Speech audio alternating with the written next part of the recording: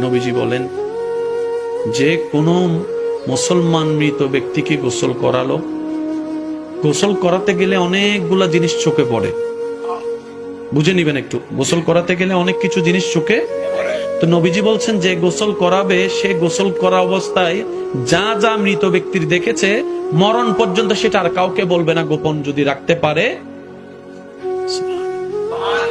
আল্লাহ তাআলা সেই গোসলদাতা ব্যক্তিকে 40 বার মাফ করে দিবেন।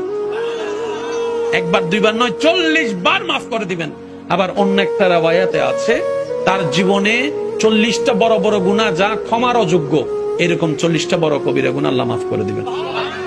যে মৃত ব্যক্তিকে গোসল দেওয়া হবে, গোসল করানোর পর কি পড়ায়? যদি কষ্ট না হয় আওয়াজ দেন, কি পড়ায়? নবীজি বলছেন যে আল্লাহর সন্তুষ্টির জন্য কোন মৃত ব্যক্তিকে কাফনের কাপড় পরাবে, আল্লাহ তাআলা হাসরের ময়দানে তাকে জান্নাতি পোশাক পরাবে। এখানে আপনাদের এলাকায় কিছু ছেলেরা আছে, দেখবেন কোন মানুষ মারা গেলে নিজ দায়িত্বে এসে কবর খনন করে, আছে আপনাদের অনেক জায়গায় আছে, চিনে না জানে না, কিন্তু ছেলেরা চলে এসেছে কবর খনন করার জন্য। মনে রাখবেন, এই সমস্ত মানুষদেরকে মূল্যায়ন করার চেষ্টা করবেন।